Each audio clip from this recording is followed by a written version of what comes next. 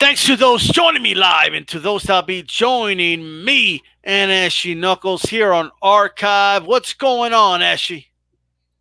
Everything's good on my end. What's going on with you?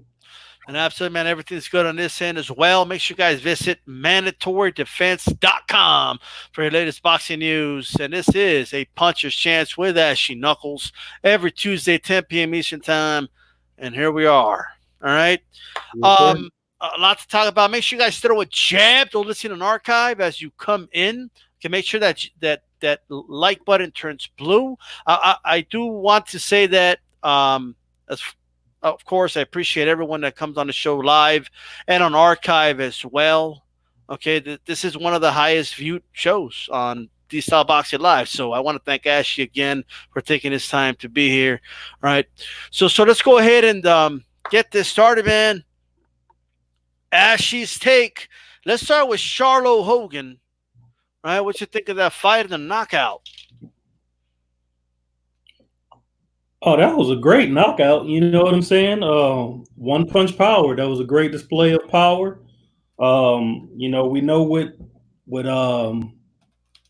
Hogan comes to do. He comes to upset the apple cart. We saw in his fight with Jaime Munguia that he wasn't going to be a stepping stone for the young champion, and he gave him all he can handle. And based on how he performed in that robbery, a lot of people thought it was a robbery in that particular debacle. He was awarded the title shot with Charlo, who needed, a good title defense heading into a fight with possibly Chris Eubank, Sergey Derevianchenko, or possibly Demetrius Andre, if the stars aligned for that one. And most people give Charlo a lot of crap because he's a little bit bigger.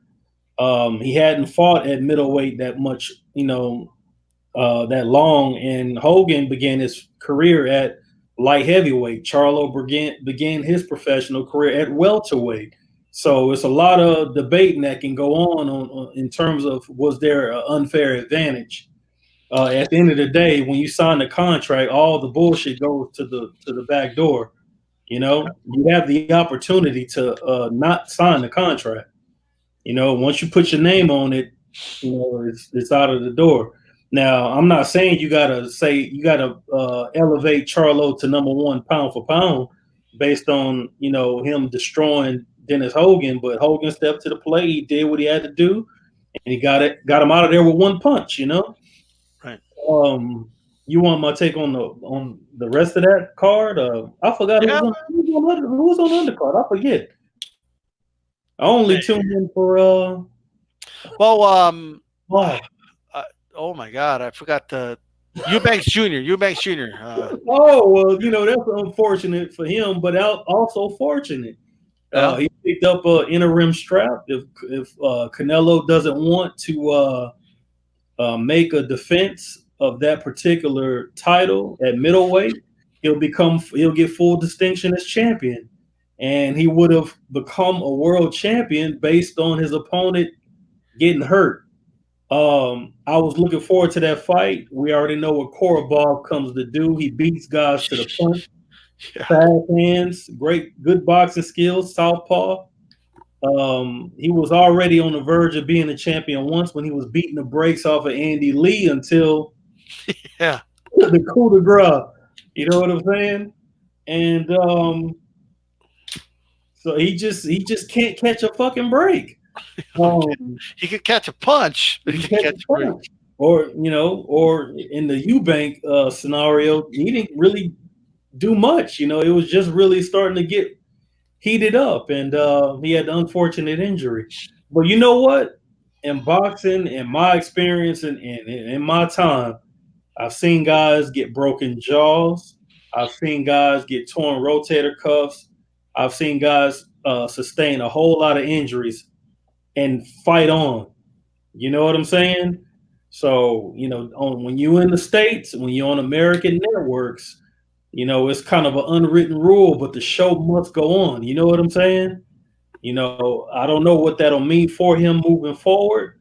But Antonio Tarver fought with a broken jaw. Jesus Chavez had a torn rotator cuff, and there's been many other examples of guys facing major injuries, and they fought on with the injury.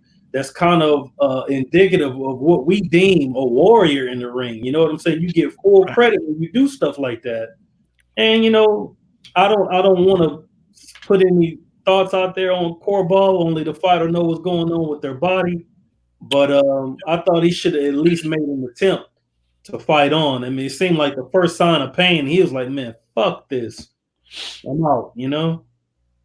Yeah, especially since his chances are there's only so many chances he's gonna get. Right, and that was for an interim strap, and that would have got him, knocking on the door against the top guys at middleweight. Absolutely, man. Did you get a chance by any chance? A lot of people did not watch it because of all the boxing going on, but did you get a chance to check out the Navarrete fight? No, I didn't, man. I didn't get a chance to check it out, and I don't like missing his fights because it was his fifth fight in 12 months. Yeah, he's active. And people were criticizing him. Oh, the opponent, fifth fight in 12 months. He deserved the homecoming fight. Okay. Oh, right. So shout out to NBT Boxing. By the way, Big Dog Willie says salute to Ashy and DStyleBoxing. What's going on? And it says I got blocked. Are you saying you got blocked? Who blocked Big Dog Willie? Right? Got to get to the bottom of that, but I'll look into it, bro. NBT Boxing in the house. Salute to DStyleBoxing, Ashy, and Chat. What's going on? Bruce says, what's up to us? And, of course, Boxing Conversations with Reggie Owens. I do want to apologize. I completely forgot to send you the number. Yeah, but I'll get you Reggie's number for sure. So we can go out there to those fights in Vegas and stuff. All right. Shout out to Bam Bam Tweed, to John, Kenneth Johnson, Ace Boogie. What's up, D-Style and AK, and FOG Boxing Talk Plus. It's Salute family. I don't know if that was on purpose or what. But what's going on? Big Dog Willie says salute to Reggie Owens. Absolutely. Look, man. Andy Ruiz showed up to Saudi Arabia, and he's lucky that you can't take an L at the scale at heavyweight. But you kind of can, because people can kind of see that you didn't come in shape. And Andy Ruiz, for Andy Ruiz standards, did not come in shape. You know what I mean? What were your thoughts, Ashley, as you heard the news or saw about, him coming out of shape like that? I tried not to put too much into it because, only the fighters know what's going on with their body. And I've seen guys come to the ring kind of flabby, and they actually did pretty well. You know what I'm saying? And it's not like this guy is built like a Greek god. You know what I'm saying? He he just isn't. And with that physique, he was able to secure a unified heavyweight championship of the world. So I was like, maybe he could pull it off. But when the fight started, and I'm looking how AJ's moving, and he's looking great on his toes, fighting out, in a style that he's not accustomed to showing the boxing fans, very rhythmic.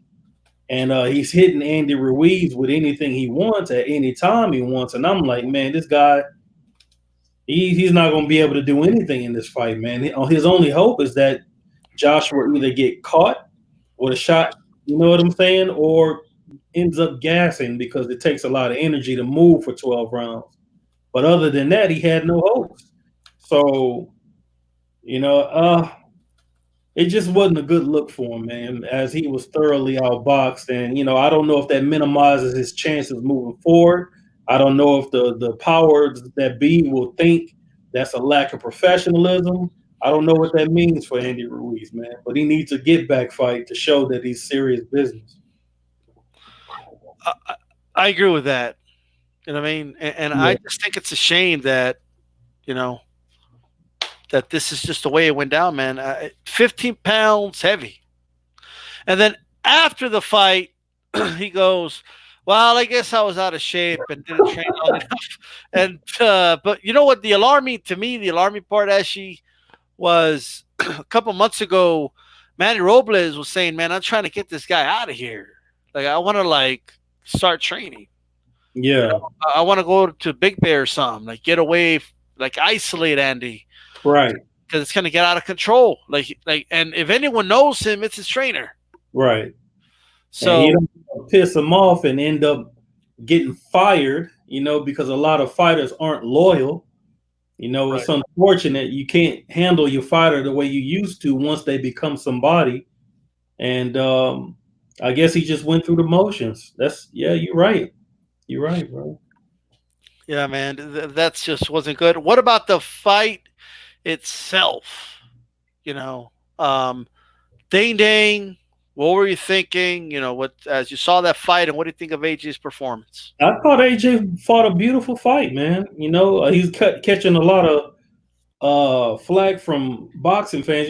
Boxing fans, we're all fucked up anyway. Right. We like what we like, we dislike what we dislike, and we're never fucking satisfied. You know what I'm saying? But we're boxing fans nonetheless. We'll be right there Friday, Saturday, or whenever fights come on. So it's just one of those things you got to deal with, even as a fighter, much less a fight fan. But to me, I thought he got on his toes and he fought a great fight. Um, he fought a smart fight. You know what I'm saying? He got in damn good shape. He was much slimmer.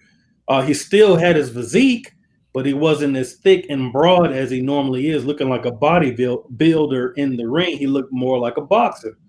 I've said it for years that bodybuilding and boxing are two separate sports, should be respected as such. You know what I'm saying? Absolutely. AJ got on his toes. He utilized the entire ring, every square inch of the ring, and he used what was obvious in his opponent against him. He was slow, out of shape, and plotting, and AJ was in shape. He was rhythmic. He was fast. You know what I'm saying? His reflex was going. He was laughing at him, smiling at him, toying with him. Looking at him like, damn, I can't believe I lost to this guy, because he hit him whatever he wanted. Now, where there is room for praise, there's always room for criticism. You know what I'm saying? And my whole thing is, because we know boxing fans will say, oh, he just ran the whole time. The whole spiel whenever a guy boxes on the move like that. And, I can understand where they're coming from as a boxing fan. Believe me, I do. So Right. my only criticism is, if you're going to box on the move like that for 12 rounds, in order to keep it entertaining to the blood and guts fans out there, is throw more punches. If you can hit him that easy, punish his ass. You know what I'm saying? Get him out of there. Quit toying with him for 12 rounds. Why are you playing with your food? You know what I'm saying? Go there. He obviously did not belong in the ring with you on that night. Take him out. You know what I'm saying? Okay. So, I mean, that's just my only thing, but he secured the win, and that's the most important thing. So, good job, AJ. I do agree with that. I think to me that there was a little excessive movement at times, Yeah, but like it's not like Andy Ruiz was doing anything to take advantage of that. You know what I mean? yeah, So, like maybe he played a little too safe, but Andy allowed him to. He gave Joshua a lot of room to work with. Now, granted, what did you think about that ring? Like, I feel like you could have landed like a helicopter in that ring. Oh Like, yeah, it was it was for a reason, man. They did that for a reason. They was trying to give AJ every benefit of the doubt as an A side, even though he was the champion. AJ brings the crowds. It's just the way it is in sport. We all know this. And with Andy Ruiz, didn't make it any better because he didn't come any slimmer. And I'm not blaming Hearn for looking out for his fighter. You know what I'm saying? I can't do that. You know what I'm saying? But Ruiz should have known better. It was by circumstances you got the shot. You were a late substitute. right. Now this is the rematch where you get a full camp and you look worse than you did when you were a late substitute. If there's any criticism, it goes towards Andy Ruiz. That's it. Pace Yeah, plus. you gotta criticize the guy that make no adjustments. You know, Yep. and that's it goes back to the analogy. If there's a football game and you can't stop the running game, there's no reason they have to pass the ball against you. You know, you can't go around and yeah, but they beat us and they beat us pretty good, but they didn't pass the ball though. Like, so, Yeah. but I just think what I did like what AJ did was he stuck to the 1-2. You know what I mean? Yep. And if there was a three, it was usually to the body. You know, like he didn't stay around long enough to exchange with Andy. You know what I mean? Because like AJ 10 said yesterday in the chat, that's where he got in trouble in the first fight in the exchanges. You know what I mean? And then, of course, Andy obviously got frustrated. That's why he was doing this, Ashy, right? He was doing this, in the Yeah. last 20 seconds of the fight. Yeah. Like, come on, stand in front of me. Give me a shot. Come on. Yeah. Yeah. Like what do you want him to do? Go southpaw like Eric Morales? Okay, to give you a shot? Nah, bro. Okay. That ain't going to happen. That's what Morales did to Pacquiao in the first fight. Went southpaw to give him a shot. Right?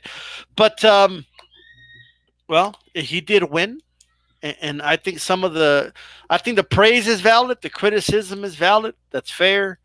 And I'm hearing 22-foot ring. Is that verified or are we just, I don't know.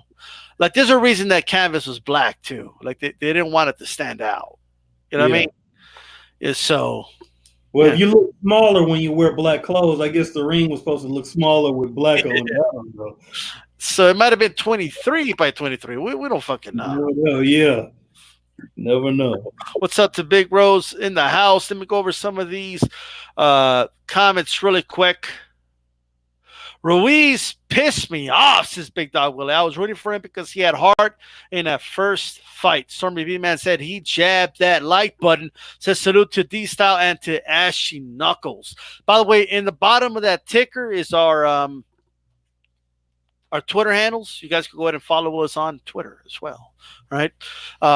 Ruiz not training right is inexcusable, says Hector Lopez. AJ10 says 5 minutes after the fight, I didn't train my best. The third fight, me want third fight, you blow it. All right.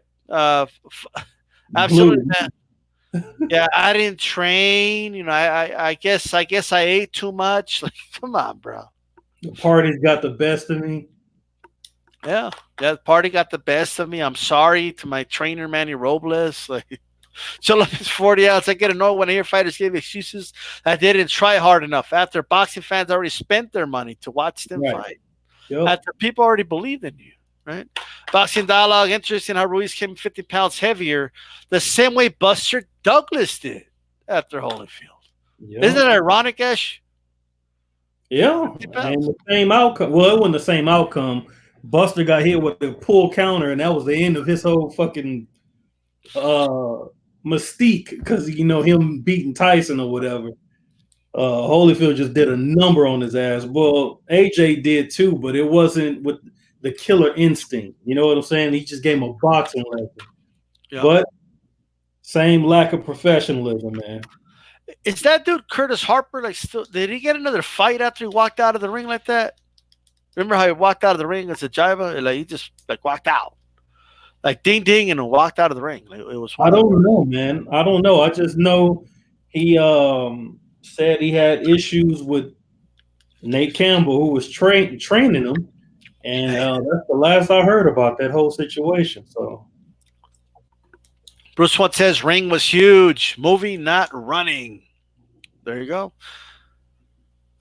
Big Dog says salute to D-Style. What to do, family? What's going on? All right. Marcus Johnson, salute to everybody. What's going on, everybody? Make sure you guys throw a jab.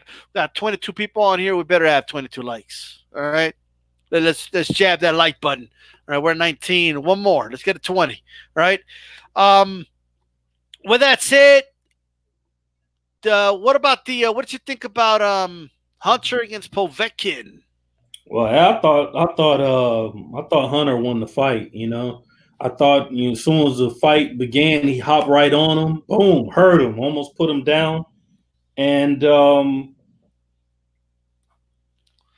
Not to say that Povetkin didn't get himself back into the fight, um, because he did.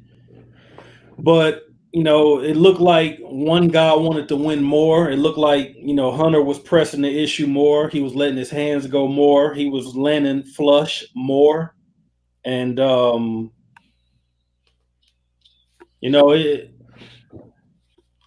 thought it was a great lesson. It was basically him introducing himself to the highest level of boxing. This is an undercard of a heavyweight fight, on the zone, a lot of viewership, and this was his opportunity to show who he is on that stage. And I think he was robbed of that opportunity to get the W and move forward. Um, it's not to say that Povetkin wasn't in this thing. He fought well. He's a 40-year-old veteran. And he deserved to be in the ring on that night. But to me, the younger guy should have prevailed. I thought he did more over the course of the fight, and it's unfortunate. But I didn't hear a lot of people calling robbery after the fight. I don't know if it's because they weren't paying attention to it, or maybe I got a little bias to me. I don't know. You know what I'm saying? And I didn't score it, so I'm not going to say it's a robbery. I'm just going by the eye test. You know what I'm saying? I did not score that fight. I had to, I had a whole lot of errands to do, as the car was during the middle of the damn day. Just going by what I saw, it just looked like he secured more rounds. But I'm not upset with the fight. It's a good chance for them to actually do it again. And we'll see what happens with that, Yeah, man. Anyone who went out on Friday night woke up like this. Oh shit! It's the fight. Yeah. Let me get my phone. And what's on the phone because it's the zone. You know what I mean? But and one last about this card. I don't like talking about the guy, but I'm so glad he looked horrible. Am I wrong for feeling happy about the fact that Dylan White looked terrible? But it's just like, oh, I'm glad this guy looks like shit. No, man, it should be normal, Dude, Mr. Boxing today. Go ahead. Well, Mr. Boxing today too. I heard Emergis say, Washington knocked this dude out. Mm-hmm. Watch. I was just happy to see him struggle. But go ahead. I'm sorry. Well, he says that the boxing fans and the media did him wrong somehow because of the backlash he was catching for him testing dirty, number one.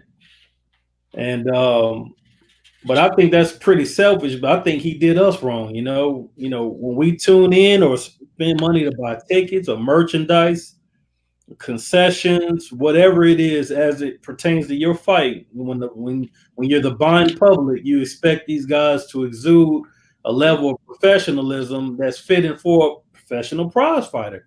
I don't need no role models. Hell, I'm old. You know what I'm saying?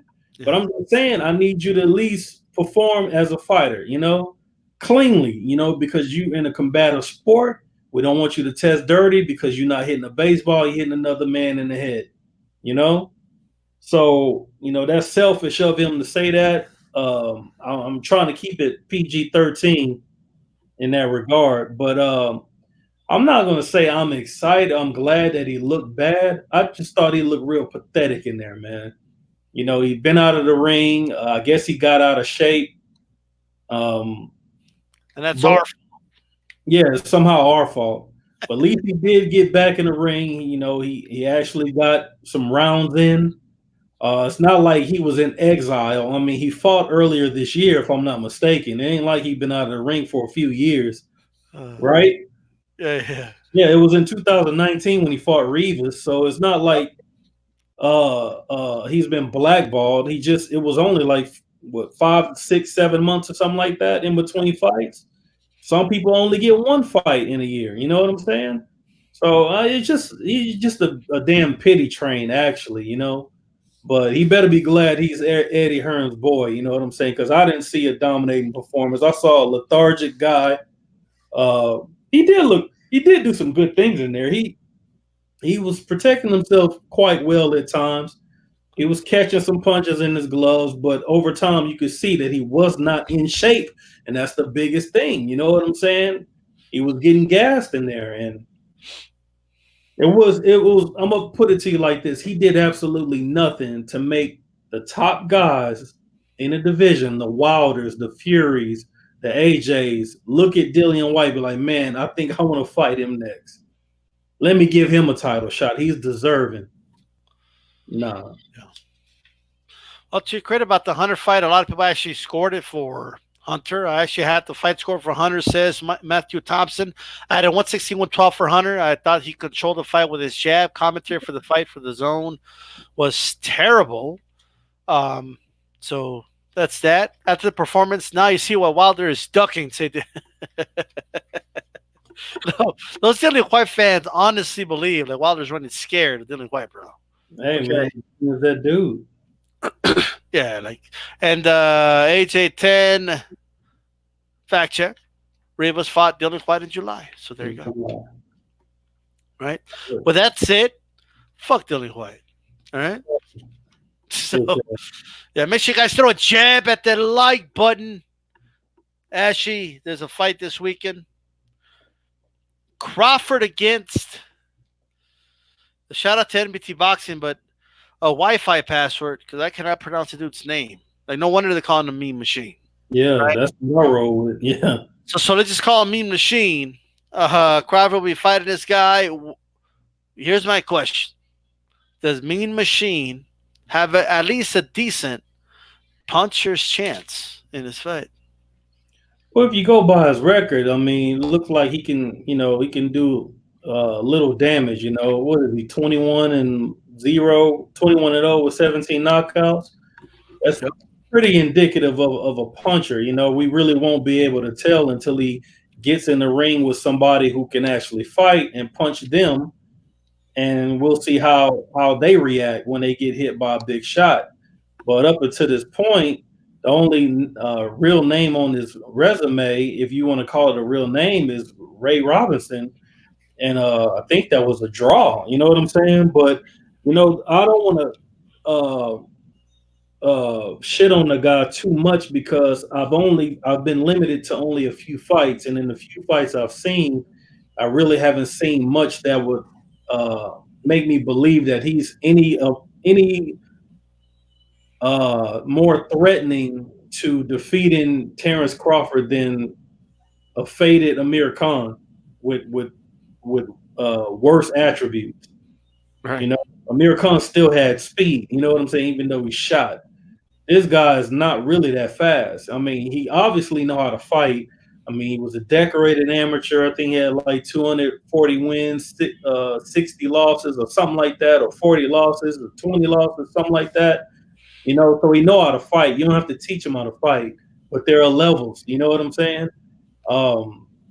But credit, you know, when you got 21 wins underneath your belt, you're not a prospect. You are a contender, and you are knocking on the door for a title shot.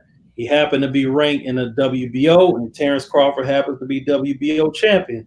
So if he has to make a mandatory against this guy or, you know, give him a title shot, that's your obligation as champion. So I'm not going to jump down Terrence Crawford's throat too hard with the selection of opponent. We just would like to see him fight better guys.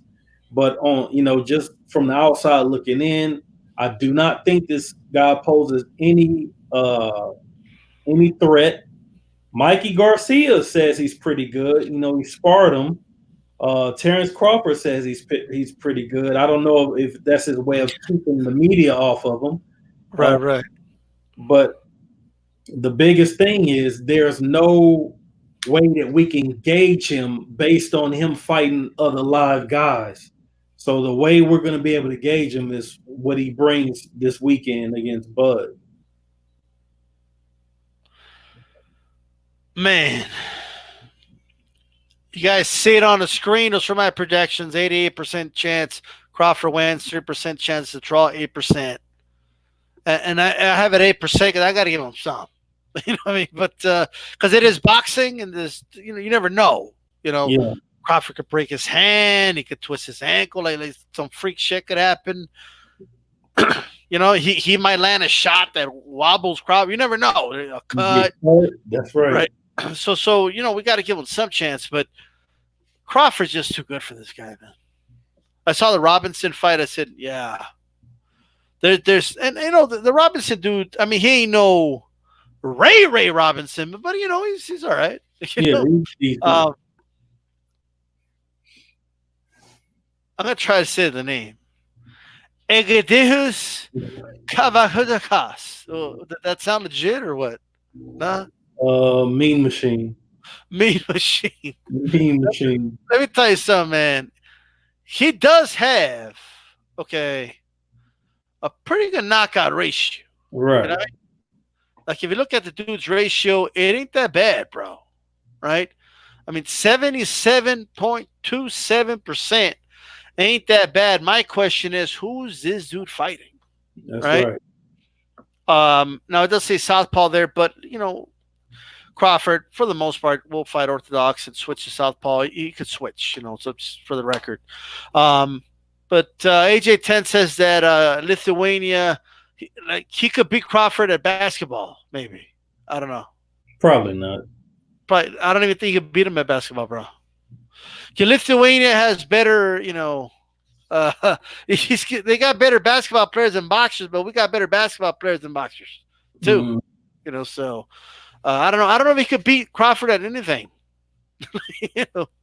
Dude, I would pick Crawford if they had papers, rock, scissors, bro. Right? I don't care if they play chess, they could play checkers. I would favor Crawford at everything, but they are going to box, and I think Crawford's going to take it. Right? Without a shadow of doubt. Shout out to Fanon International Boxing. Oh, Fernanda Don, what's good, man? So he says, "What's good to DStyle and Mister Knuckles?" That's Ashley Knuckles.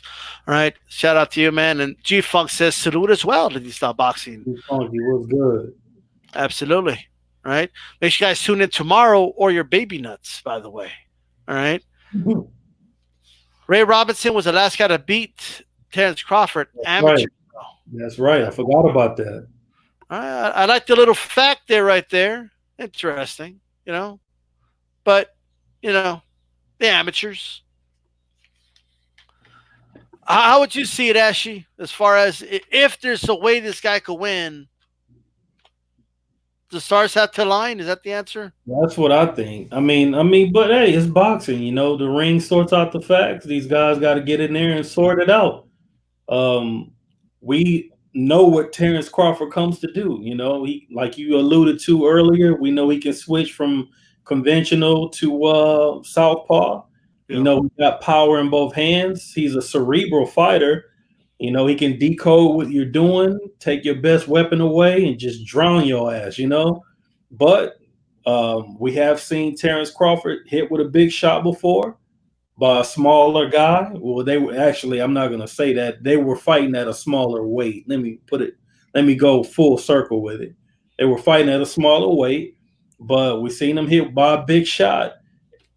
Of course, he took it well, weathered the storm, came back, knocked the guy out. So it's not beyond of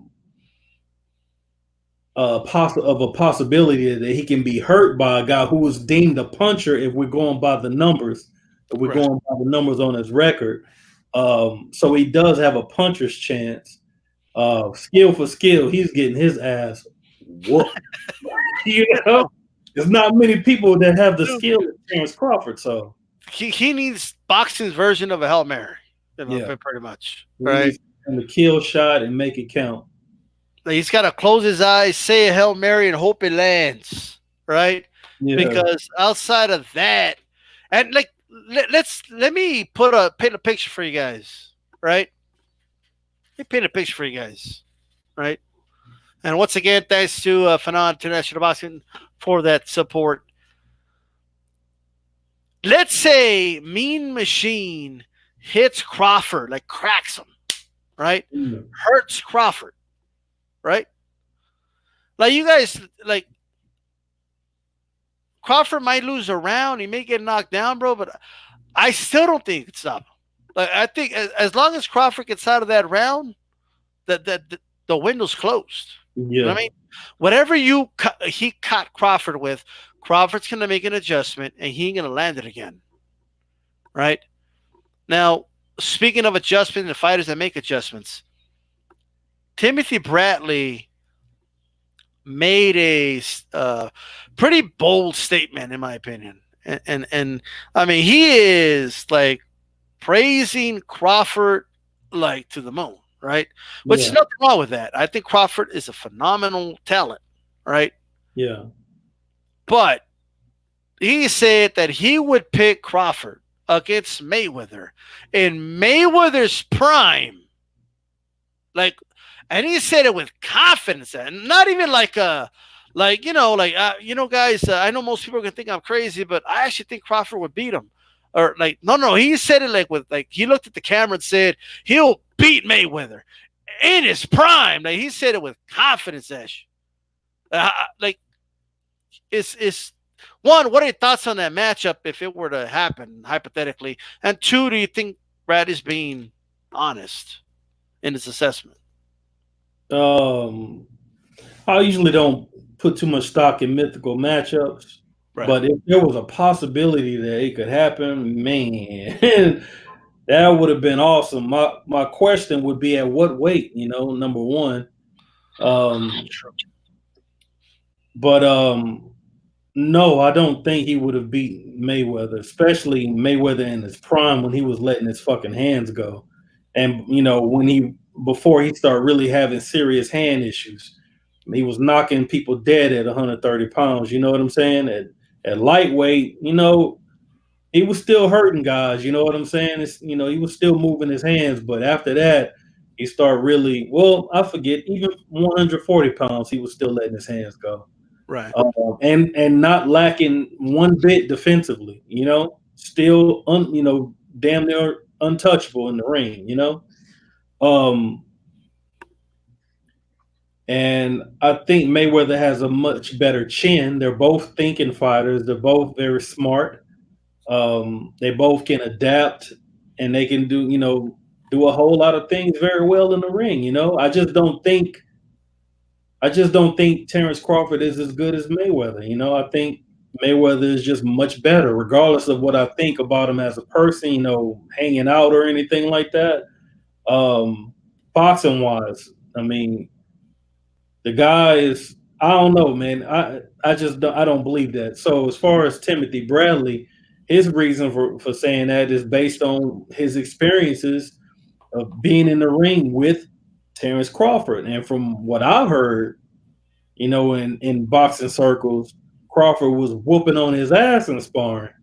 And he would call Cameron Duncan, who was his trainer his manager, and he was like, this guy ain't no sparring partner, So the combination of him validating Terence Crawford, and of course Mikey Garcia telling Bob Arum about him, which is what got him signed to begin with. We started to see Terence Crawford. First you would see him against Brenda's Prescott as a late substitute. He was a late substitute for Prescott, and he beat Prescott ass, and it was all uphill from there. But like I said, that's based on Timothy Bradley getting touched up in camp. Timothy Bradley never sparred Mayweather or fought Mayweather. Right. So for him to just say boldly that he would beat a guy like Mayweather in his prime, I think, cocaine is a hell of a drug. You know what I'm saying? Right. I mean, if we go, but like everyone knows, I'm a huge Crawford fan. But if we go down the line, 135, I got Mayweather. Yeah. Like, sorry. If I were to do one of those projections, it'll be Mayweather like 75%. You know, and that sounds hard. 25% Crawford, 75 Mayweather. 140. I still favor Mayweather, but it's a little closer, like 60-40. Yeah. It's getting a little closer. 147, I still don't know. But what has Crawford done at 147? Exactly. I mean, shout out to NBT Boxing, but he beat Horn, Look, don't get me wrong. Horn was a good first fight. Like, that was his first fight.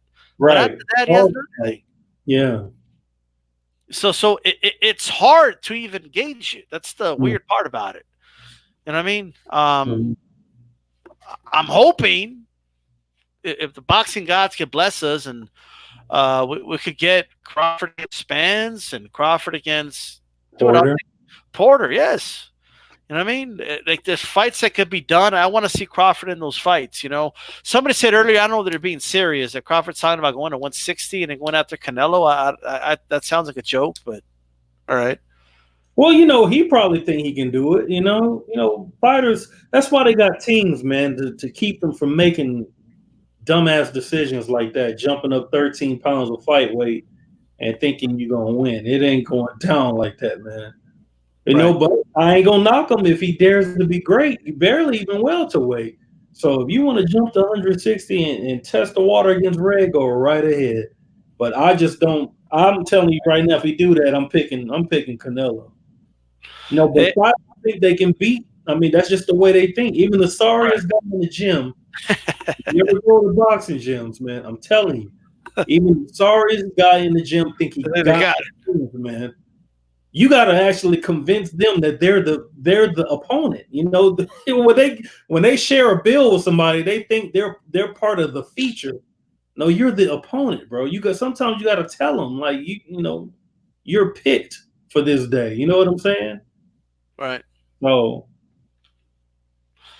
I agree, man. There's dudes that they think they got it. So they feel good when they hit those mitts. They feel unstoppable. You know what I mean? But what are you going to do? Matthew Thompson said that must have been a hell of a sparring session Bradley Crawford had back in the day. What a fantasy fight. Yeah. 10. I wish someone asked Tim, will Crawford have beat you?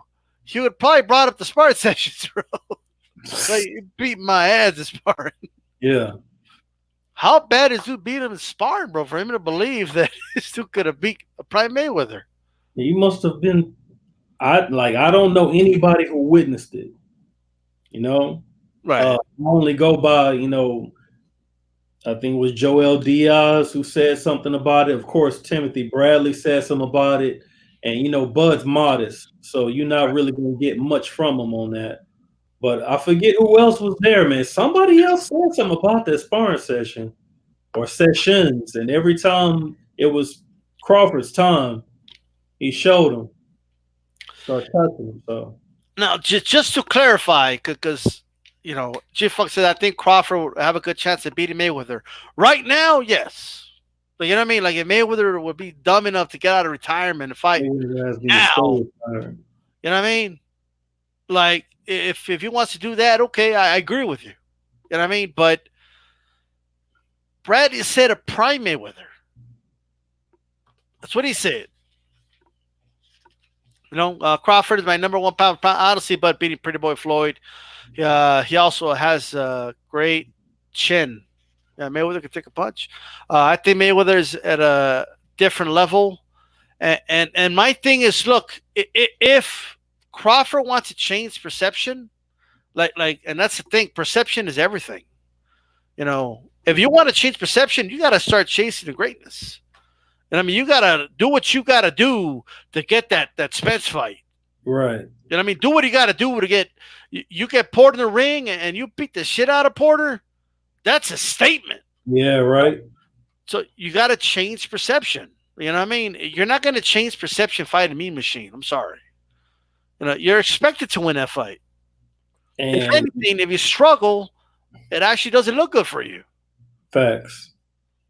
And a lot of people making a lot of excuses for him. I understand, star power, Right. I like Bud, I don't have nothing against him, but history has already showed us what it's like at top rank with certain fighters, when it comes to making bigger fights for them. Oscar De La Hoya had to shake from top rank. Mayweather bought out his contract for $750,000. Cotto left top rank. Now, I'm not putting nothing out there. Only, him and his team know what's best as it pertains to them. I'm just saying when it came to those other three guys wanting to get bigger fights and make more money, they were proactive. Let me put it like that. Yeah. And that's the way I'm going to judge it if Terrence Crawford doesn't get opportunities to fight live guys. At some point, you got to look at the fighter. So, Absolutely. Jupiter B said it. Like, I agree now, but Pretty Boy, no. You know what I mean? Um, Matthew Thompson, I'm not a big Mayweather guy, but the fact there are videos on YouTube called The 5 Times Mayweather Got Rocked made it hard for me to imagine any current fighter would have a chance. Bro, like, there's fighters that get rocked 5 times in one fight. yeah. You know, this dude, like, 5 times in his whole career got rocked. That's crazy. Okay, I would have picked Prime Mayweather over Crawford, but I don't think it would be easy work. Like I said, 75-25. I'll give him a 25% shot at lightweight. I'll give him about a 30% shot, maybe a little more than that at 140, 147. I just don't know. You know what I mean? I just don't know. No, Bud, man. Bud is a hell of a talent, man. Yeah. You know, just want to see him match his talents against somebody who's going to give him a challenge. And if guys, when Mayweather was fighting, everybody wasn't as talented as Mayweather. But it seldom is like that when you got a guy who's special, quote unquote, that comes into the boxing world with just otherworldly talent. But there's other ways to test those particular guys when they can't match up skill for skill with the other fighters that are out there. It doesn't mean the other fighters that are out there are not world class.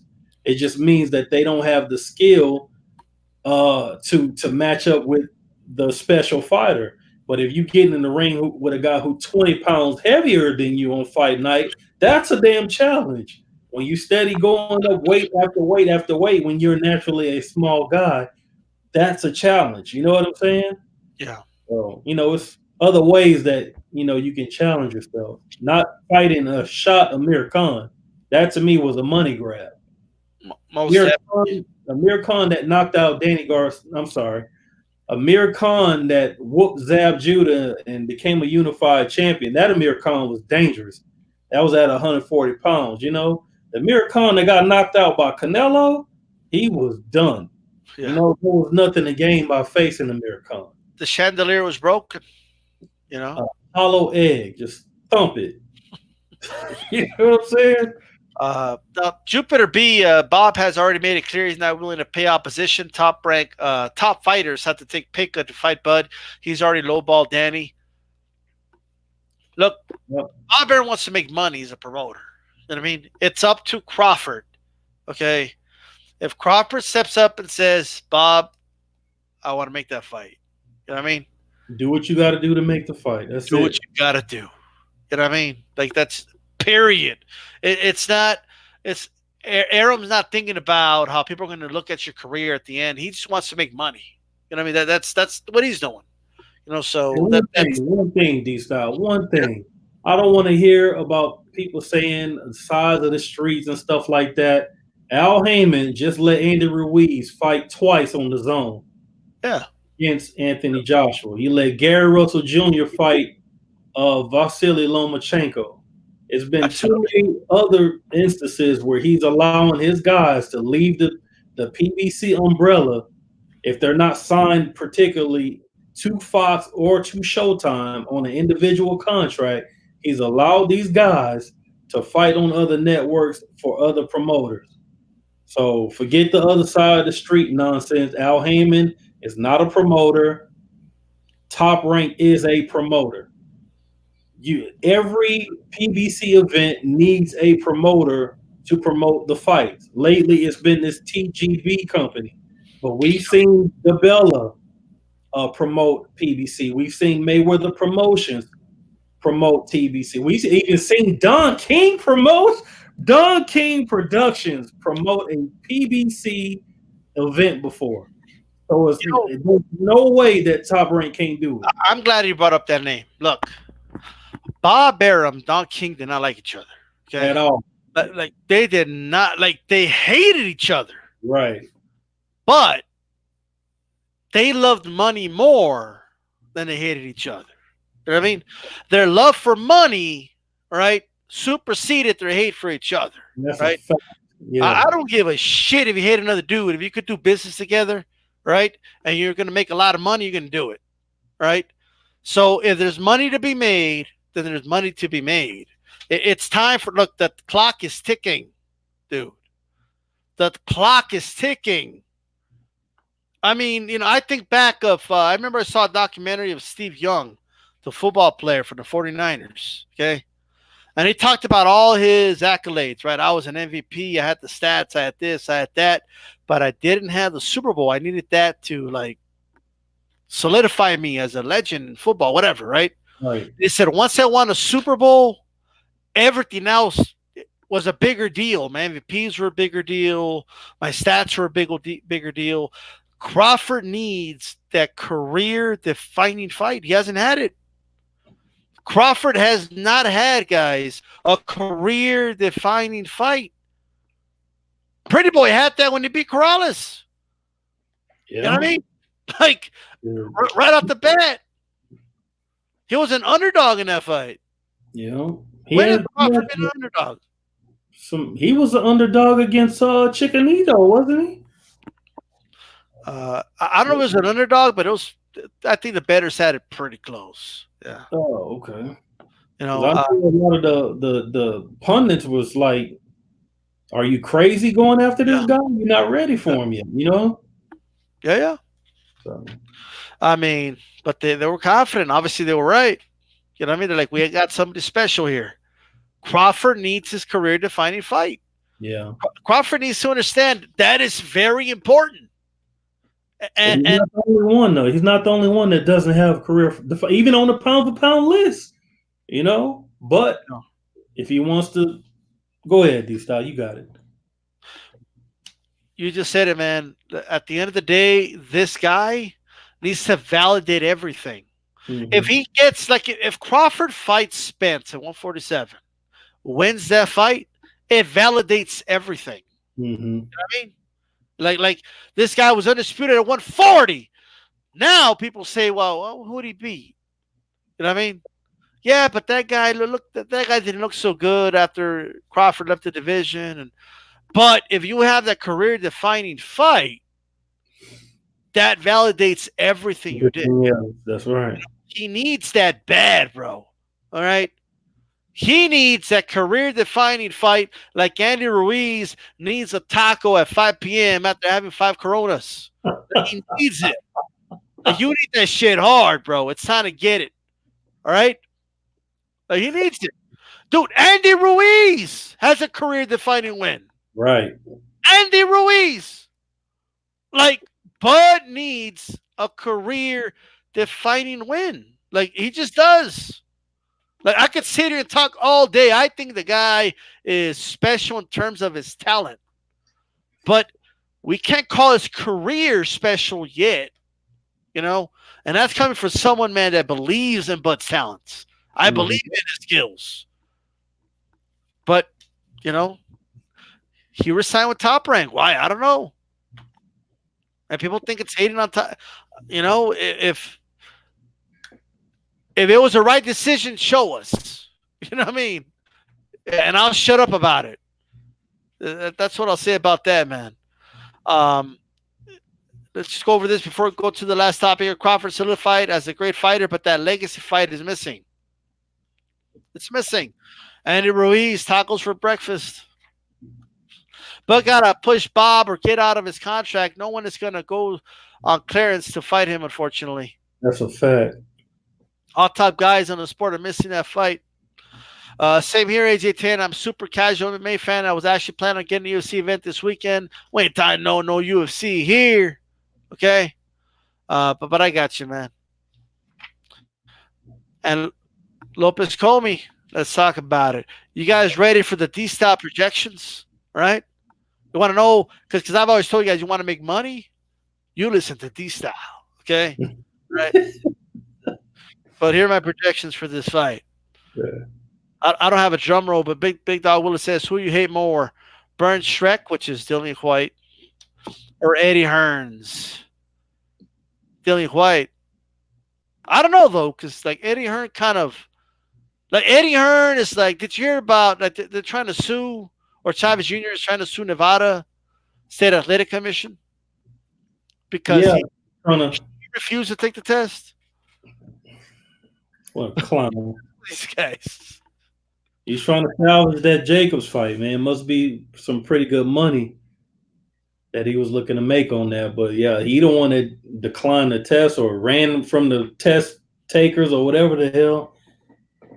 I don't know how that's gonna work for him. Maybe he think they're gonna tuck their tail because they don't want to, have to fork out money for lawyers or whatnot. I don't know how that's gonna work. I'm like, dude, didn't you get caught for smoking weed once and testing dirty for that And diuretics, yeah. and diuretics? You have a history, man. And And the lead fight dude just took off. Like, yeah, dude. um, And I think the one that was blatant was the Rubio fight. He didn't even go to the dressing room. He literally just walked outside. Limo was waiting. It just took off. that was the end of that. I mean, that is crazy, bro. If he wasn't the son of Chavez Sr., that doesn't happen. There's no way. Yeah, The fact that didn't just by default overturn that decision is beyond me. Like, what do you mean you're not going to do the post fight test? They're just going to take right. off, you know? Just saying. So I support yeah, appreciate the support there, Big Dog Willie. What's up to Cal Enigma Sports and Entertainment? Make sure you guys subscribe. Enigma, man, got LDBC coming through hard. Absolutely. Now I'm sticking to my boy Richard Dwyer for gambling. All right, well you do what you got to do. All right. I just like heard more. I mean, if you've been betting against Canelo every fight for the last 20 fights at Dwyer, I'm sure you're making a lot of money. 92 AKU. I just like heard more. He's healed up the entire heavyweight division. He's a disease to the sport. Yeah, you know what? Like I think quite is just a symptom of what They Hearn is. talking about Eddie Hearn. Yeah. Shit, Eddie Hearn active, man. Yeah, yeah. I mean, I got a lot of things I could say about Eddie Hearn, but Eddie Hearn been putting on some fights, bro. Seem like every time I turn the damn phone on or the computer on, there he goes. I mean, Yeah, and making fights, bro. I'll tell you what, if he wasn't around with how active he's been, it would have been dead a couple of these months, man. You know, I could see that. I see what you're saying. I could see that. so and we just had a heavyweight fight just this last weekend on an event that we heavily criticized, saying that it was impossible for them to erect a stadium out there, arena, and within that amount of time, and that nobody's going to be comfortable fighting in Saudi Arabia. I was with all you guys. I was with you guys in my criticisms. Yeah, And but we did that shit, man. how about the way they made it, like with slave labor and all that? But yeah, Yeah. but I guess companies like Walmart do the same shit, right? They just pay somebody overseas and they do child labor. You know what I mean? I They mean, work. do we really know that's what happened? I'm trying to think Yeah, like the builders, like construction build, like Bechtel, SMB. I deal with a lot of that erecting facilities and stuff like that. You know what I'm saying? From nothing. So I'm thinking they must have, gave a contractor a contract, told them the amount of time. Hey, can you get this done? And somebody took the bid, and boom, they went out there and made that shit happen. yeah, I don't know, but yeah. if it was like heave ho, like in ancient Egypt with ropes and shit. Well, I mean, I guess the thing is, it's not like I don't know. I just a lot of the reports I saw were kind of disturbing. You know what I mean? Like like they took people's visas or passports and Yeah, held them there until the work was done and stuff like that. Like it's just no shit. but see no evil, there is no evil. I guess you know what I mean. Like they probably That just ain't paid somebody right. and said I need it by this time, and like I'm not gonna see how you did it. You know what I mean? Like that's how we all eat meat. We don't look how we just know the meat's in the you know Right. We we just don't know know what it's they in the do plate. with themselves. And I'm not justifying it, but that's basically what happened. You know what I mean? Yeah. But let's go ahead and do the projections here. Drum roll. This is how I got it. Okay, Richard Commey versus Teófimo López. Richard Commey 29-2, 26 knockouts. He's 5'8" with 71-inch reach. Teófimo López 14-0, 11 KOs, 5'8", 68.5-inch reach. Richard Commey, of course, the dude, man. I know it says Ghana there, but he's from the Bronx, bro. Yeah. And Teófimo's from Brooklyn, dude. Yeah. Why did they do this fight in New York? Is it in New York? Yeah, it is in New York. It's on the Crawford undercard. They're fighting Okay. AMG. Man, good call. Yeah. I gotta give Top Rank some credit here. Good call. Yeah. I have to draw at 5%. The reason for that, there's a good chance this will go decision, and I think it's going to be close. You know what I mean? So that's why I usually have it just at 1%. I have it a little higher here. 50% chance. I got Teófimo winning. 45% chance. Richard Commey. I know Teófimo didn't look that great in his last fight. Okay. Yeah. Okay, it's a Japanese cat. If somebody could post his name, I always dude. I always forget Japanese names. I'm sorry. Yeah. Okay. I don't want to say Nakatashi or some shit. You know what I mean? Put yeah. But if somebody could post it, AJ said, please fact check it. But let me tell you, man, that was a tall guy, though. He was like 6 feet tall. He was long. Yeah. He was utilizing the jab very well. And I still had Teófimo López winning. I think he clearly won that fight, but he had a lot of trouble with the Japanese cat. I got to tell you, man, this is the fight of the night right here. Okay, this should be the main event, if you ask me. You know, it's close. Teófimo López, Richard Commey. The big prize is not just the title that's on the line, Ashley. But, you know, the golden goose, man. Yeah.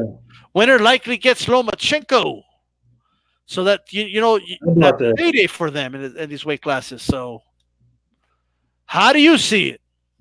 I'm thinking that I'm looking at your projections, and I'm thinking that's about right, man, because I expect a close fight too, or let me not say a close fight, but a competitive fight. Yeah. This ain't a guy that, Teófimo is going to go in there and just blow him out. Now, granted, if he does that shit, that would be a hell of a statement. Why I say that? Because we know Richard Commey is a tough guy. We know what he comes to do. And he's been in the ring with tough guys. We saw what he did with Ray Beltran. Beat his ass all over the ring, put him down like 8 times. You know what I'm saying? We saw the tough scrap that he gave to Bunny. Robert Easter Jr. You know what I'm saying? When they fought, he's a tough guy. He's taking shots from legit punchers and kept coming. And when he comes, he's throwing punches. He's not backing away. He's coming forward while throwing punches. And he's not just a crude banger or anything like that. He actually does have skills. I mean, his defense is okay. It's not the best I've seen, but it's far from the worst. It ain't like his game is Swiss cheese. His timing is pretty good. We already know that in fights, most of the guys he gets in the ring with, at some point in the fight, he putting them down. Whether he knock them out or not. What's his as you can see the KO record, 26 knockouts out of 29 victories. You know what I'm saying? So the dude got some stones in his hands, And if he's not stopping them, he's, like I said, he's at least putting them down once. So I expect a lot of trouble for Teófimo López. But granted, the only thing we've seen Teófimo López have trouble with is guys that are taller than them and just have a substantial reach. And that's not what we're going to see when he fights Commey. So I think it'll be a much better matchup, stylistically, or at least they size up much better with each other. And Teófimo, I mean, he don't always just lead with a jab. He like to keep this lead hand around his waist. But he does move his head, and he does have great reflexes, especially when he gets warmed up and gets into the fight. He's like a fucking buzzsaw when he gets a good read on your timing. he's coming with some thunder, and he got stones in his hands too, as you can tell by his knockout ratio. Knocking out 11 out of 14 guys. Highlight real type knockouts. You know what I'm saying? He's putting these guys down and doing backwards flips in the ring and shit like that. So uh Teófimo López is not some guy that just happen to have this look and they think they can make a ton of money off of him. He's a legit fighter. I mean, he was a really good amateur, national champion. He should have went to the Olympics, if I'm not mistaken. Matter of fact, he went to the Olympics. He should have went for the states. Yep. But he ended up going represent Honduras. Yep. For the way we say it over here. And he didn't medal. He didn't medal out over there. If I'm not mistaken, but he went. And 150 wins in the amateurs, 20 losses, something like that. He's battle tested, at least as far as his pedigree is concerned. And this is a step up in class, and he's fighting for a world title. It's not like he's fighting a powder puff. As it stands right now, none of the champions at this weight are powder puffs. You got to fight somebody. And he's fighting a legit guy, a guy who earned it by fighting tough guys himself. And if he's not looking past Commey and he did his work and really prepare for this guy, we may even see one of the great fights, man, in the lightweight division. The winner is going to get Vasyl Lomachenko, another great fight. But if he can go in there and knock this guy Commey out the way he's been doing these other guys he's been in the ring with, what a statement that would be, because many guys have not been able to do that. He's lost twice. He's never been stopped. This guy is as tough as they come. Those fighters from Accra, Ghana, they come to do it. You know what I'm saying? So who was from Ghana, Accra, Ghana? Joshua Clottey and Ike Cortez. Yeah. So, and when the dude from Ghana and a Latino fighter fight, is usually a war. So, yeah, so they're gonna go at it. Mr. Max says this is a huge step up for Theo. True. Aram and the matchmakers at Top Rank don't believe he's ready, and I agree. If he beats Commey, he'll pass Haney as the best young fighter. Oh man, I mean, I don't want to. How about he wins first, and then we'll talk about who we put ahead of who. But because we got to see how he wins. Like, what if he gets beat and they rob Commey? Like, you know what I mean? It just depends how he wins, I guess.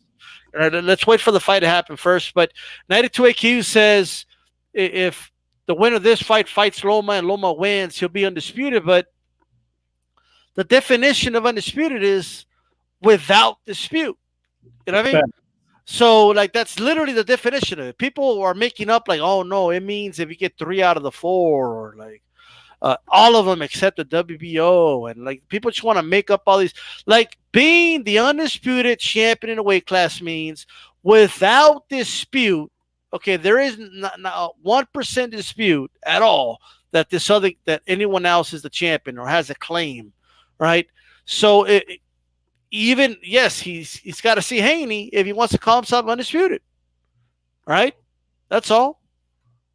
That's just my opinion, but not to get off track here or off topic. But as far as the fight goes, look, man, I think I'm giving Teófimo, about a 50% chance that this he might do it, man. I wouldn't be shocked if it's a close fight and it's in a draw or something like that.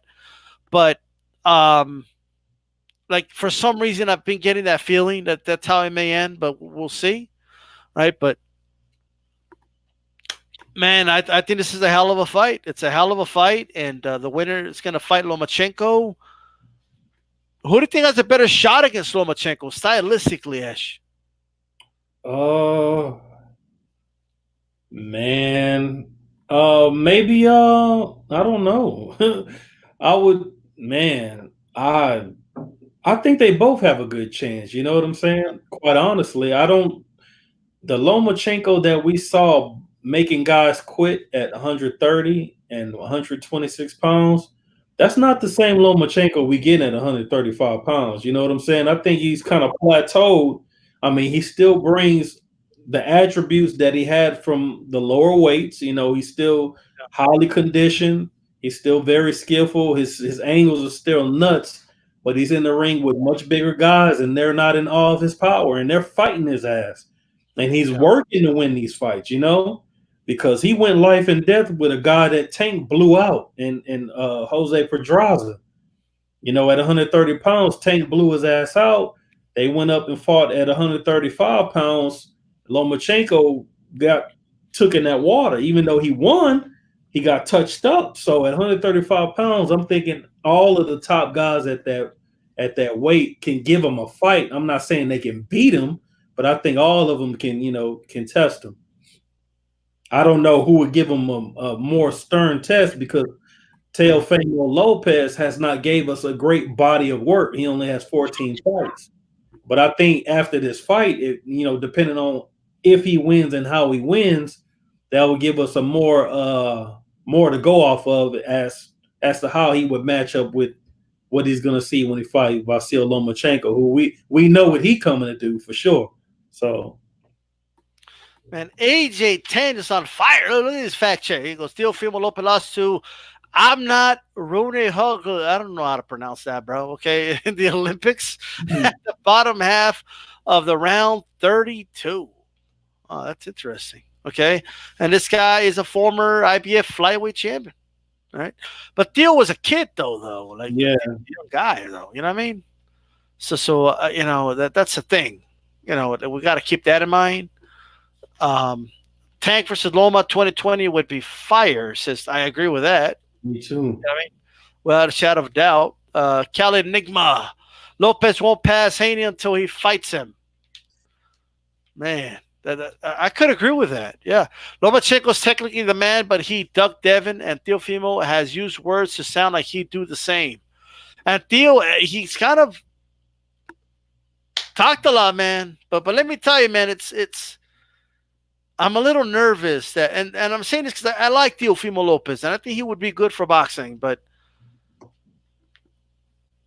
man, just watch Commey go in there, just beat the bricks out of him, bro. Knock him out like in 4 rounds, and just because it happens in boxing, like right. All of a sudden they just get exposed. Like people overuse the word exposed. You know what I mean? But exposed is when a dude that's on the come up and people believe he has a future, and then boom, he runs in to that, in this case, a champion or a title holder, and he gets completely washed. So I'm a little nervous. I don't think that's going to happen, but like I do think about it, because Commey could crack. Right. You don't keep an 80% KO ratio at over 30 fights. Okay, if you can't crack. All right, this dude can crack. And for this weight class, man, at 135, that's a very high KO ratio.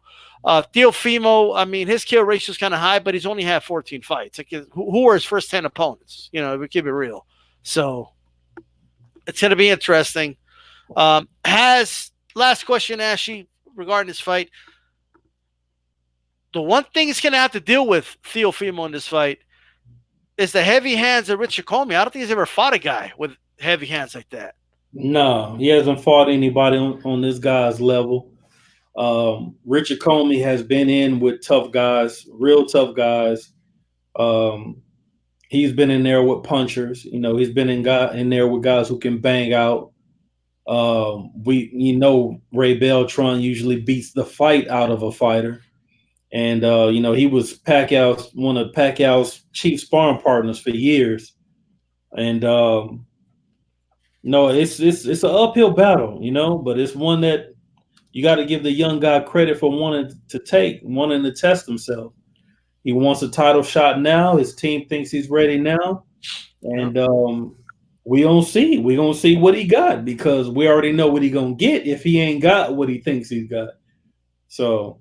And he got stones in his hands too. It's not like he's some feather-fisted guy going in there with this guy who's obviously strong and powerful himself.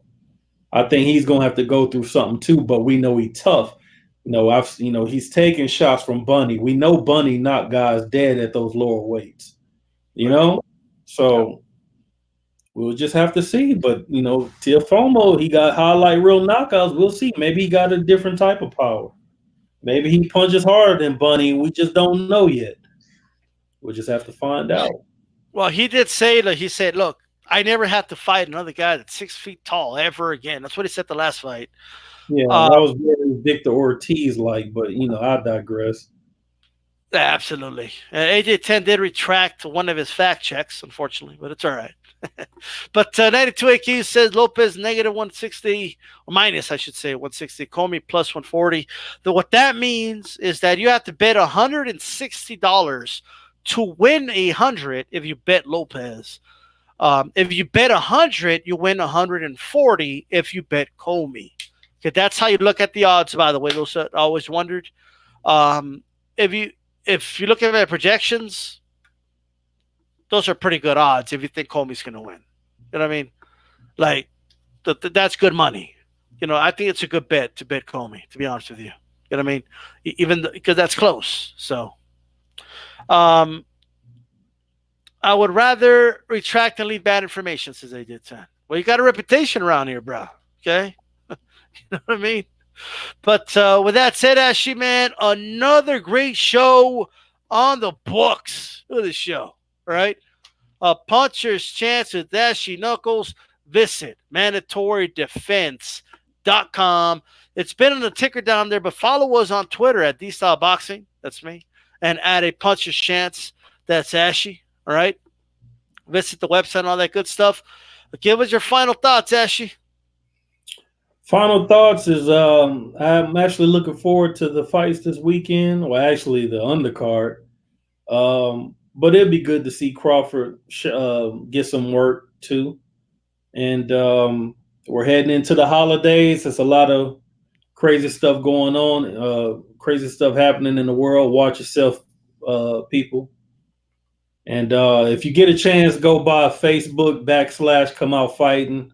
Like the page, man. Absolutely, man. One last comment here, Mr. Max. Two of the main reasons I'm picking Commey is Theo said he wouldn't fight taller opponents, and he also said he wouldn't spar Raleigh again. Trying to figure out who he's talking about, and we will talk about Virgil Ortiz tomorrow on Mexican Latino Wednesday with G Funk. With that said, shout out to Bud, Pound King says 92 AKU. Well, we'll see how he looks tomorrow night. This is DStyleBoxing. Make sure you guys keep it boxing. We're out. Peace.